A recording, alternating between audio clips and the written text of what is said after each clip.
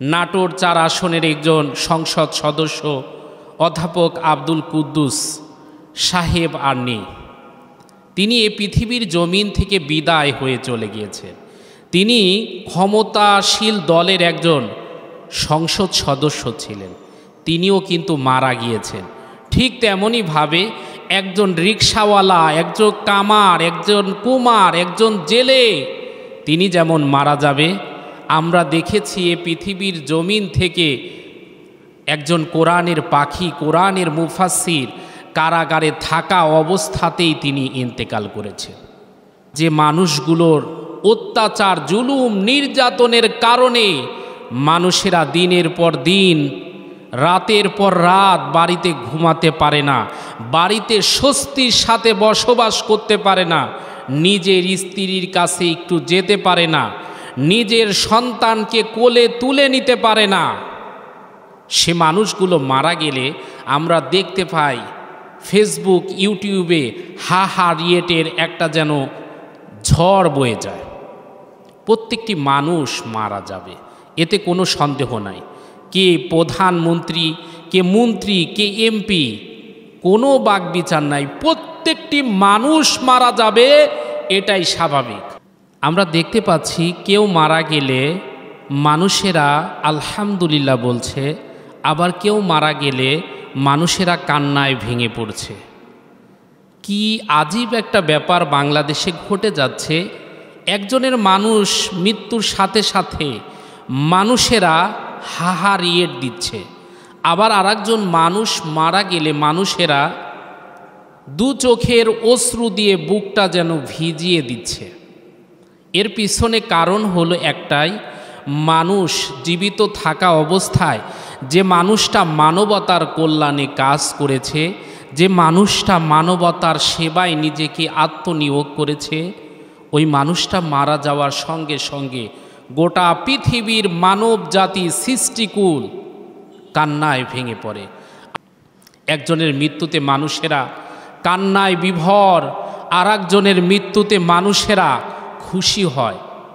এতে বোঝা যায় কর্মের কারণে মানুষ এই পৃথিবীর জমিনে শ্রেষ্ঠত্ব অর্জন করে, অথবা পৃথিবীর জমিনে লাঞ্ছিত, অপমানিত হয়ে যায়।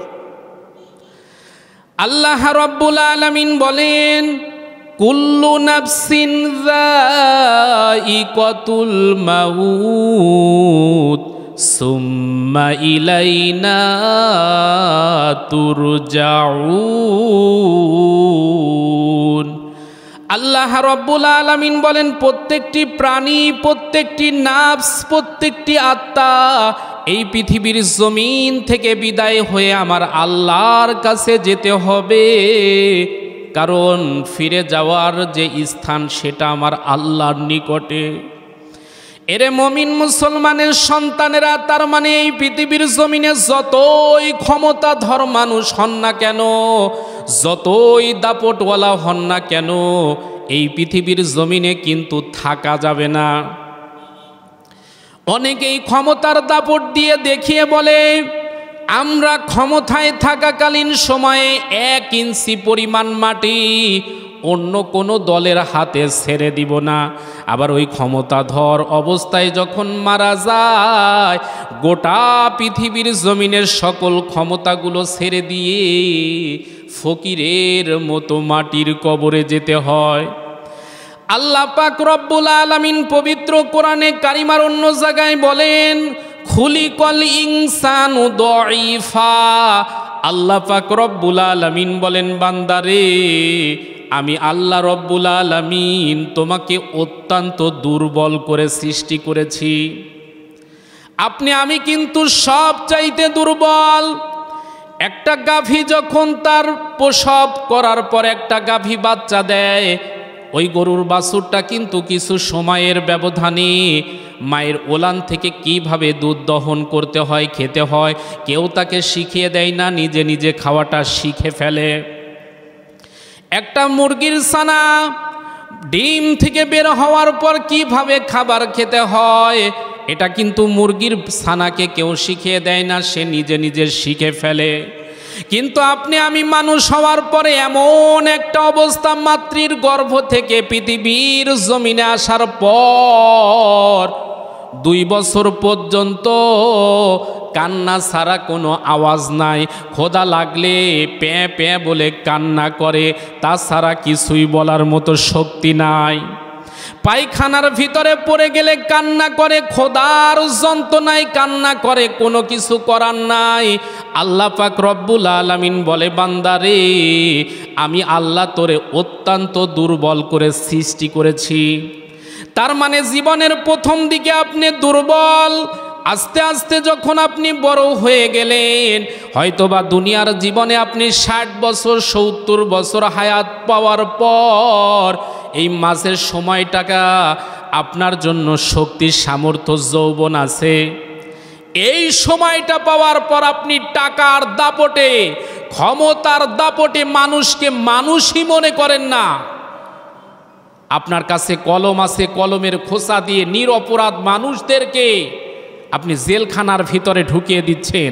আপনার হাতে ক্ষমতা আছে, পাওয়ার আছে, কলমের খোসা দিয়ে লক্ষ লক্ষ টাকার অন্যায়ভাবে আপনি বাজেয়াপ্ত করে দিচ্ছেন।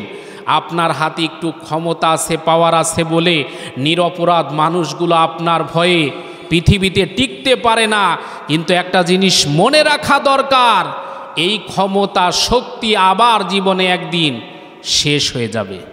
আপনি যখন বার্ধক্য বয়সে পৌঁছে যাচ্ছেন, আপনার অবস্থা আবার শিশুর মতো হয়ে যাচ্ছে। এমনকি আপনি মারা যাওয়ার পর আপনি যে কবরে রাখা হবে, আপনি ফকির হন, কোটিপতি হন, আমির হন, আর যাই হন না কেন, কয়েক মাসের ব্যবধানে আপনার কবরের উপরে ঘাস জন্ম নিবে।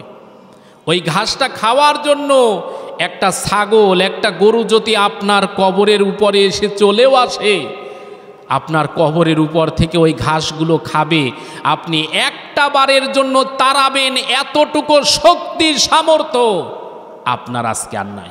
তার মানে জীবনের প্রথম দিকে এবং শেষ দিকে আপনার কোনো ক্ষমতা নাই। মাঝে 60 বছর 70 বছরের এই ক্ষমতার হায়াত পেয়ে আপনি মানুষকে আজকে মানুষই মনে করছেন না। আপনি দলীয়করণ ক্ষমতা পাওয়ার কারণে নিরপরাধ মানুষদেরকে টিকতেই দিচ্ছেন না। সময় একদিন পাল্টাবে, সময় একদিন আপনারও থাকবে না। কারণ এই গোটা পৃথিবীর জমিনটা 4 জন মানুষ শাসন করেছিল। এর ভিতরে 2 জন মানুষ ছিল ইসলামপন্থী। একজন হচ্ছে বাদশাহ সুলাইমান আলাইহিস সালাতু ওয়াস সালাম, আর একজন বাদশাহ ছিল বাদশাহ জুলকারনাইন। এই 2 জন বাদশাহ ছিল ইসলামপন্থী, আল্লাহওয়ালা, আল্লাহকে মেনে গোটা পৃথিবীর জমিন তারা রাজত্ব করেছে।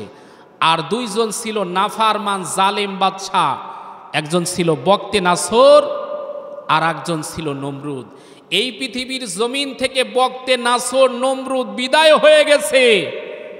মানুষেরা আজকে তার নাম যখন মনে পড়ে ঘৃণার সাথে স্মরণ করে। এই পৃথিবীর জমিনে সাদ্দাত, হামান, কারুন, ফেরাউন এরাও ক্ষমতাধর ছিল, কিন্তু আজকে নাই। কিন্তু মুসা আলাইহি সালাতু ওয়াস সালাম, ইব্রাহিম আলাইহি সালাতু ওয়াস সালাম, মুহাম্মাদুর রাসূলুল্লাহ সাল্লাল্লাহু আলাইহি ওয়াসাল্লাম এর যারা উম্মত ছিল আজকে তারা আছে। তাদের উপর হয়তোবা হাজারো নির্যাতন, নিপীড়ন চলছে। এই নিপীড়ন একদিন শেষ হবে। একদিন অন্ধকার ঘনীভূত হয়ে যখন উদ্ভাসিত হয়ে সূর্য যখন দেখা দিবে, গোটা পৃথিবীর জমিন থেকে সেদিন অন্ধকারগুলো মুছে যাবে। এই জন্য বলি, ক্ষমতা আছে বলে অন্যায়ভাবে মানুষের উপর জুলুম করবেন না। ক্ষমতা পাওয়ার আছে বলে মানুষের উপর নির্যাতন করবেন না। যদি মানুষের উপর জুলুম করেন, নির্যাতন করেন, মারা যাওয়ার পর দোয়া করা তো দূরের কথা, দোয়া পড়ানোর জন্য আলেম খুঁজে পাবেন না। যদিও আলেম খুঁজে পান, দেখবেন ওযু ছাড়া জানাজা নামাজ হচ্ছে। এখনো সময় আছে। আল্লাহ ওয়ালাদেরকে ভালোবাসেন, আলেমদেরকে ভালোবাসেন, মানবতার জন্য একটু কাজ করুন। কোনো একজন কবি বলেছিলেন, এমন জীবন তুমি করিও গঠন, মরণে হাসিবে তুমি, কাঁদিবে ভুবন। আল্লাহ পাক রব্বুল আলামিন দয়া করে আমাদের প্রত্যেককে মৃত্যুর আগে হলেও পরিপূর্ণ মুসলমান হওয়ার তৌফিক দান করুন। জীবনের প্রত্যেকটি মুহূর্ত মানবতা সেবায় আত্মনিয়োগ করে চলার তৌফিক দান করেন। হে আল্লাহ, দয়া করে আপনি আমাদের পরিপূর্ণভাবে ইসলামটাকে জীবনে লালন করার তৌফিক দান করেন। ওয়া আখিরি দাওয়ানা আনিল হামদুলিল্লাহি রাব্বিল আলামিন। আসসালামু আলাইকুম ওয়া রাহমাতুল্লাহ।